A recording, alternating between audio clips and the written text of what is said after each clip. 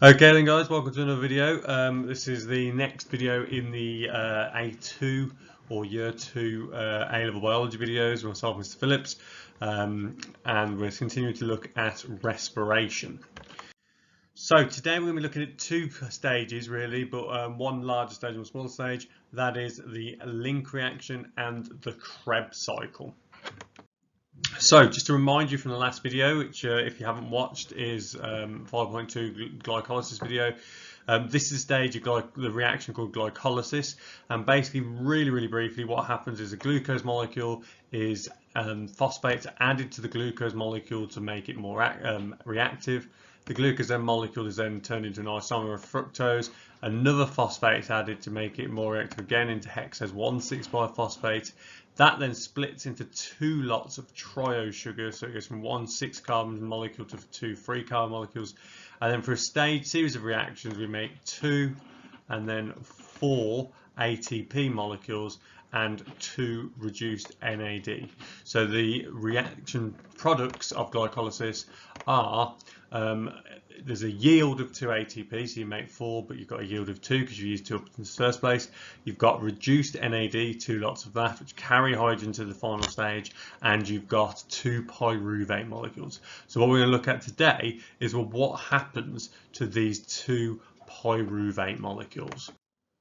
So first of all then, once if you remember that glycolysis happens in the cytoplasm of the cell, this molecule here, this pyruvate molecule, must get into the mitochondria in order for the next stage to happen. So the link reaction and the Krebs cycle happen in the matrix of the mitochondria.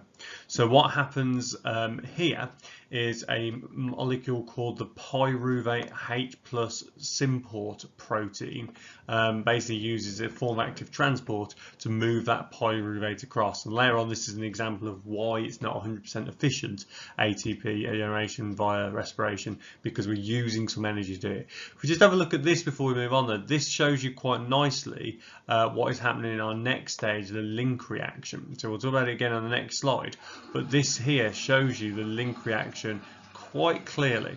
So what happens in the link reaction is your pyruvate molecule goes into the mitochondria matrix, okay, and a carbon dioxide comes off, and a couple of hydrogens come off via NAD. So the NAD plus means oxidized NAD. The NAD is then reduced to become NADH, okay, and that then takes some more hydrogens away to the final stage, and it takes some hydrogens off the pyruvate. That turns pyruvate into something called an acetate molecule, and the acetate molecule then combines with something called a coenzyme.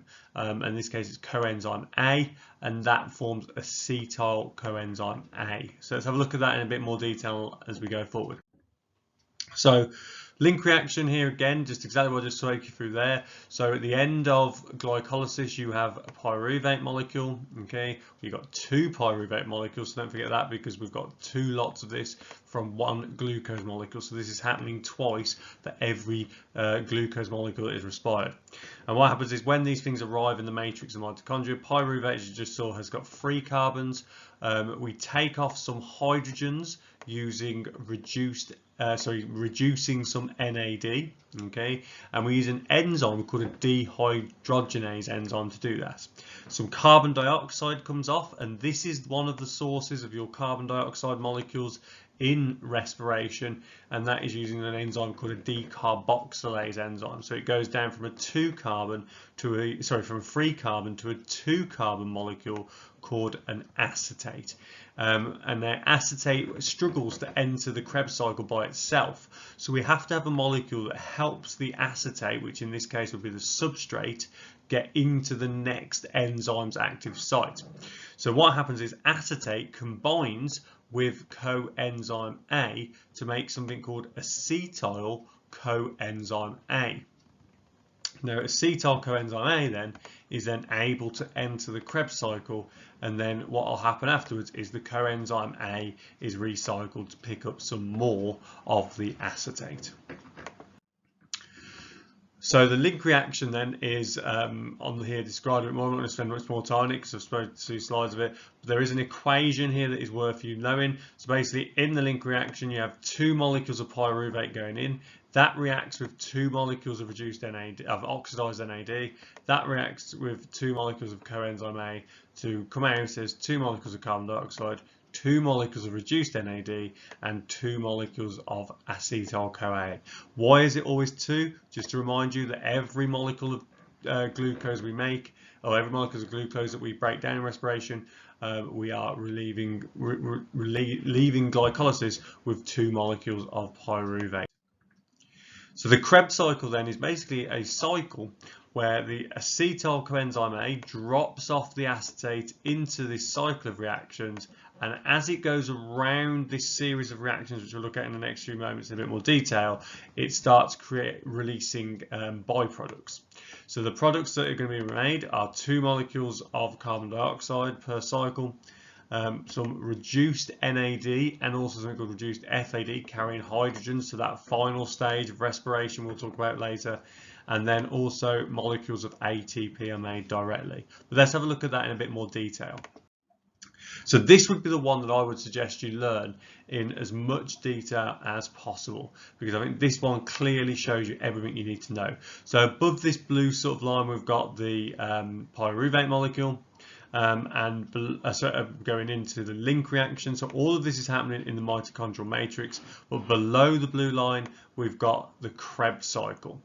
So above the blue line then, as we just said, this is all happening twice, don't forget. So we've got 2 lots of pyruvate for every glucose molecule.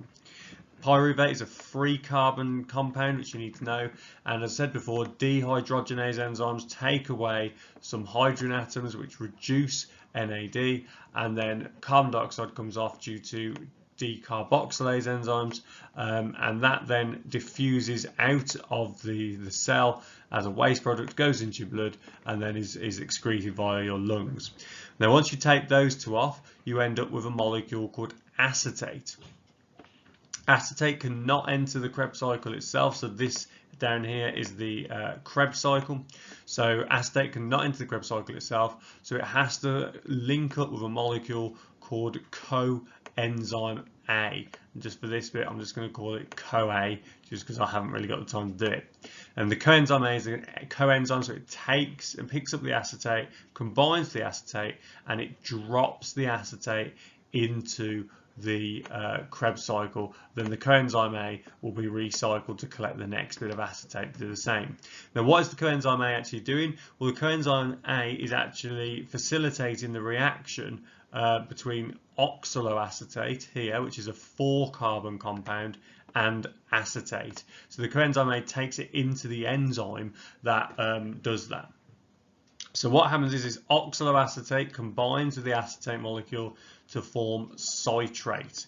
Now citrate is a 6 carbon compound. So let's just double check we're happy with how we got there. Okay, we've got a 4 carbon compound in oxaloacetate, a 2 carbon compound in acetate that makes the 6 carbon compound of citrate. And you need to know the names oxaloacetate, acetate and citrate. So the citrate, or you can call it citric acid as well, it's got the 2 names you can use, then goes for a series of reactions to turn into a 5 carbon compound. Now you don't need to know what that 5 carbon compound is called, but you need to understand how it is formed. So if it's dropping from 6 carbons to 5 carbons, that means a carbon must have left. So another molecule of carbon dioxide is released from the reaction. Another 2 hydrogens are released, which reduces 1 molecule of NAD. Where does that NAD go? Over there again. Yeah, to that final stage of the that we'll be talking about in the next video of respiration. That leaves us with this 5 carbon compound. Now again, the 5 carbon compound goes as a series of enzyme controlled reactions and becomes a 4 carbon compound. So if it's gone from 5 carbon to 4 carbon, another carbon dioxide molecule must have been released and some more hydrogens come off this molecule. So this molecule is gradually getting smaller and smaller as it is oxidized, reducing the NAD, which is constantly taking that hydrogen to the final stage called oxidative phosphorylation. We've then got a 4 carbon compound, and the next stage you'll notice it goes to just a different 4-carbon compound. Okay, and what happens here is something called substrate level phosphorylation. So substrate level phosphorylation, where the ATP molecule is just made directly from turning this 4-carbon compound into this 4-carbon compound. We then go to another 4-carbon compound, but this time we're reducing a different coenzyme. So this is the first time we've mentioned something called FAD rather than NAD. And again, it's just taking some hydrogens, and those hydrogens, you guessed it, are going to that final stage of respiration, which we'll talk about in the next video. We then have reduced NAD some more reduced NAD has been formed as the 4-carbon compound turns into oxaloacetate again, and you can see basically here that's produced some more NAD off to that final stage, oxidative phosphorylation. But we've ended up then with the same product that we started off as a reactant. So oxaloacetate now is back, okay, and oxaloacetate can now be reused to collect the next acetate, and then the cycle goes round again. And don't forget, for every single molecule of glucose there are 2 lots of pyruvate. That means that the Krebs cycle happens 2 times per glucose molecules. So if you think about it, we're not just getting from the Krebs cycle 1 carbon dioxide, 2 carbon dioxides. Actually, per glucose molecules you're getting 2 lots of that, so you're getting 4 carbon dioxides. So just need to keep that in your head, because they'll often test that in an exam, that every time you do this for 1 glucose you get 2 pyruvate, which makes 2 acetate molecules, which does 2 turns of the Krebs cycle. So let's have a look at what the products are then. So the products of the Krebs cycle are here for you to see. So this is per glucose molecule, okay? So if you think about it, first of all, before we look at the table, let's just look at it if it was just per pyruvate molecule. So, sorry about that. So per glucose molecule, sorry, per pyruvate molecule, you would have had 1 reduced NAD from the link reaction. However, because we're doing it per glucose molecule, we're now saying we've got 2 reduced NADs because there are 2 pyruvates. We would have had no FADs in the link reaction, and that's still obviously true. We would have said originally that there was just 1 carbon dioxide being produced from the link reaction, but obviously that is now times 2 because we're doing 2 pyruvate per glucose molecule, so that is 2, and still there is no ATP made in the link reaction. With the Krebs cycle, originally we were saying per turn of the Krebs cycle there is 1, 2, and then 3 reduced NADs, but per glucose molecule that is times 2, so you've got 6 lots of NADs being reduced. There was only 1 FAD molecule, which you'll find out about next video, in the Krebs cycle being made. So now per turn it's 1, so per glucose molecule is 2 turns, so that's 2. And carbon dioxide, there were the 2 carbon dioxide molecules being formed as it goes from a 6 carbon compound down to a 5 carbon, and from a 5 carbon down to a 4 carbon compound. So again, that happens twice because of 2 pyruvate molecules, so there are 4 molecules of carbon dioxide, and there's only 1 molecule of ATP being made direct as you turn 1 substrate into another, which is called substrate level phosphorylation per turn of the cycle, but that means there are 2 per glucose molecules. So again, really emphasizing it over and over again, glucose, per glucose molecules you end up with 2 pyruvates, so everything in the cycle happens twice. Okay, so this is a typical question you might sort of be asked in exams on this. So where does glycolysis occur? Well, you should know that happens in the cytoplasm. What is molecule X? If you look there, that's molecule X. So molecule X, if you look at that, is going to be glucose, and that is then that bit at the top is the Krebs cycle above the line I'm drawing now. So molecule X is going to be pyruvate. Molecule Y, which is here, is going to be your carbon dioxide coming off the pyruvate. Okay, and then name the step in respiration that produces acetyl coenzyme A. So that is this part of the reaction. Let's change my colour up here. So this reaction is obviously the link reaction. And then what type of phosphorylation produces ATP in the Krebs cycle? So that is called substrate level phosphorylation. And then how is it eventually used? Well, you're going to have to wait until next video to find out what we do with the NAD and the FAD that have been reduced. Okay, so I hope that's been useful for you. Again, if you're learning for the first time, have a look at a book, come back, and once you've done it a few times, it becomes relatively obvious, but you have to learn the key names of the molecules. So until next time, thank you very much.